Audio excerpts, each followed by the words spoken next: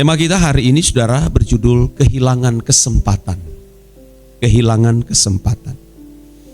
Di dalam Ibrani pasal 4, saudaraku, ya, kita membaca, saudaraku, ayat yang pertama. Supaya jangan ada seorang di antara kamu yang supaya jangan ada seorang di antara kamu yang dianggap ketinggalan. Sekalipun janji akan masuk ke dalam perhentiannya masih berlaku. Saudara, dari ayat ini sangat jelas menunjukkan bahwa pada akhirnya ada orang-orang yang akan sangat menyesal karena kehilangan kesempatan untuk menjadikan Tuhan sebagai perhentiannya. Ada kelompok orang, saudara, yang akan kehilangan kesempatan, saudara, untuk menjadikan Tuhan sebagai perhentian. Hal ini, saudara, disebabkan oleh keterikatan dengan dunia serta berbagai kesenangan hidup yang fana. Dalam hal ini tentu menyangkut hal-hal lahiriah atau hal-hal yang menyangkut pemenuhan kebutuhan jasmani atau kepuasan daging semata, saudara. Orang-orang seperti ini tidak mungkin menjadikan Tuhan itu sebagai perhentiannya. Tidak mungkin. Mereka akan terus dibawa iblis menikmati perhentian yang palsu. Dan memang pada kenyataan demikian, hampir sebagian besar manusia menjadikan perhentiannya pada perkara-perkara dunia. Coba saudara lihat keadaan manusia hari ini. Hanya berkutat pada perkara-perkara duniawi. Mereka tidak sadar bahwa hidup hanya terbatas. Mereka menunda untuk menjadikan Tuhan sebagai perhentiannya. Sama seperti bangsa Israel atau sebagian besar bangsa Israel yang keluar dari tanah Mesir. Mereka gagal menjadikan tanah perjanjian mereka sebagai hari perhentian mereka. Padahal janji yang dinyatakan oleh Tuhan kepada bangsa ini, saudara, dari sejak mereka berada di tanah Mesir. Tuhan telah menjanjikan untuk mereka sampai ke tanah perjanjian, tetapi pada kenyataan sebagian mereka yang keluar dari tanah Mesir gagal di padang gurun.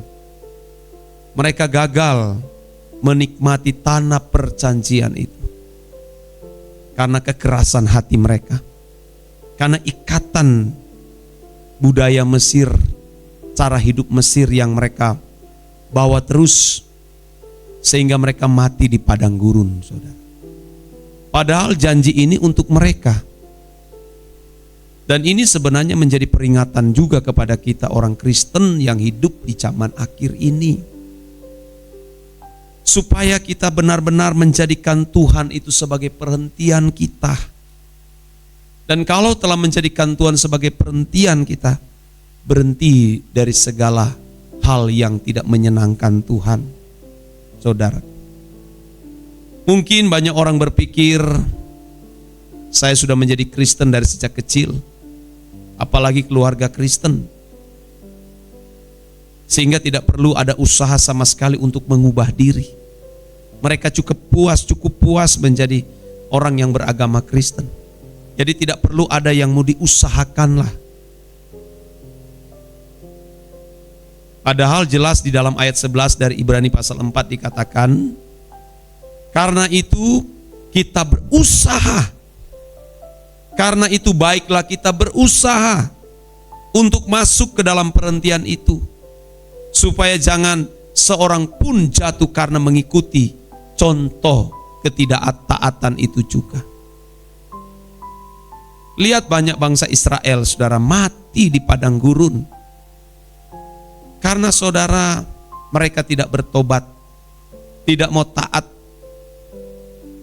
mengikuti peraturan hukum Taurat, dan termasuk mengikuti apa yang dikatakan oleh Tuhan, saudara. Mereka terjebak dengan makan minum, mereka duduk, mereka berpesta pora, saudaraku. Mereka tetap kembali menyembah berhala dengan membuat patung lembu tuangan. Mereka mengata-ngatai Musa, saudaraku, meminta daging dan sebagainya, saudara. Jangan sampai saudara kita merasa sudah menjadi orang Kristen, tetapi pada kenyataannya kita masih menipu diri kita sendiri. Kita masih terikat oleh dunia ini dengan berbagai kesenangan hidup. Mestinya kalau kita bekerja, kita melakukan segala aktivitas kita, semuanya untuk Tuhan, dan menjadikan Tuhan itu sebagai perhentian kita. Ayat 12 dikatakan, sebab firman Allah hidup dan kuat dan lebih tajam daripada pedang bermata dua manapun. Ia menusuk amat dalam sampai memisahkan jiwa dan roh, sendi-sendi dan sumsum. Ia sanggup membedakan pertimbangan dan pikiran hati kita. Jangan sampai suatu hari nanti saudara lalu kita berkata, Tuhan, saya tidak tahu, ternyata hanya Engkau yang kubutuhkan selama aku hidup di dunia ini. Jangan sampai saudaraku. Hari ini Tuhan tidak dipedulikan, bahkan tidak dianggap penting sama sekali. Bahkan banyak orang melecehkan dan menghina. Bagaimana mereka menghina, saudara? Mereka menyandang agama Kristen, tetapi kelakuannya tidak seperti Kristus. Orang yang telah menjadikan Tuhan Yesus sebagai perhentiannya, pasti akan berkeadaan atau berperilaku sama seperti Kristus. Sungguh saudaraku, pasti. Tetapi sebagian besar saudara mereka mengaku sebagai Kristen, bahkan terlibat dalam pelayanan. Ada kenyataan mereka masih hidup di dalam kubangan dosa. Ingat, dosa ini bukan hanya menyangkut pelanggaran moral umum, tapi segala sesuatu yang kita pikirkan dan yang terucap melalui mulut bibir lidah kita, itu sebenarnya meleset, tidak tepat sasaran, hamartia, saudara. Kalau pikiran saja kita tidak dinikmati oleh Tuhan, itu sudah meleset.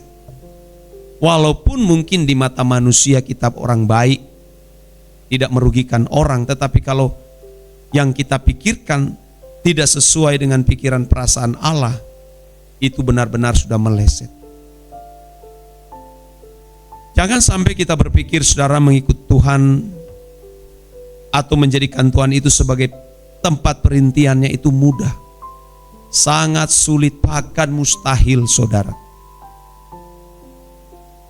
Itu sebabnya Tuhan berkata dalam Lukas 4 ayat 33, demikian pula lah tiap-tiap orang yang di antara kamu yang tidak melepaskan dirinya dari segala miliknya, dia tidak dapat menjadi murid. Jangan sampai habis kuota hidup kita, saudara. 70-80 tahun adalah kuota untuk bagaimana kita menjadikan Tuhan itu sebagai perhentian kita. Kuota 70-80 tahun itu adalah perjuangan kita untuk menemukan Tuhan. Perjuangan untuk menjadikan Tuhan sebagai kekasih. Jangan sampai saudara kita merasa masih punya hari esok, sehingga pada akhirnya kita menunda. Pasti kita akan didominasi oleh suara iblis yang berkata nanti besok lah baru bertobat dengan sungguh-sungguh. Hari ini enggak apa-apa, buat dosa dulu. Tunda dulu, mas kan masih muda juga, masih ada hari besok. Enggak apa-apa, saudara. Sehingga pada akhirnya saudara tanpa sadar waktu telah habis, kuota habis. Mereka mau berjuang untuk mau mencari kesempatan tetapi kehilangan kesempatan. Mereka tidak sadar bahwa apa yang mereka miliki, baik napas kehidupan, itu bukan dari dirinya tapi dari Tuhan.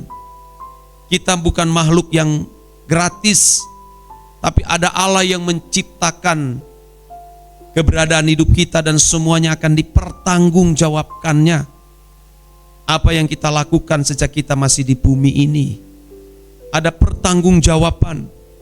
Jelas di dalam ayat 13 dikatakan dari Ibrani 4, dan tidak ada suatu makhluk pun yang tersembunyi di hadapannya, sebab segala sesuatu telanjang dan terbuka di depan mata Dia, yang kepadanya kita harus memberikan pertanggungjawab.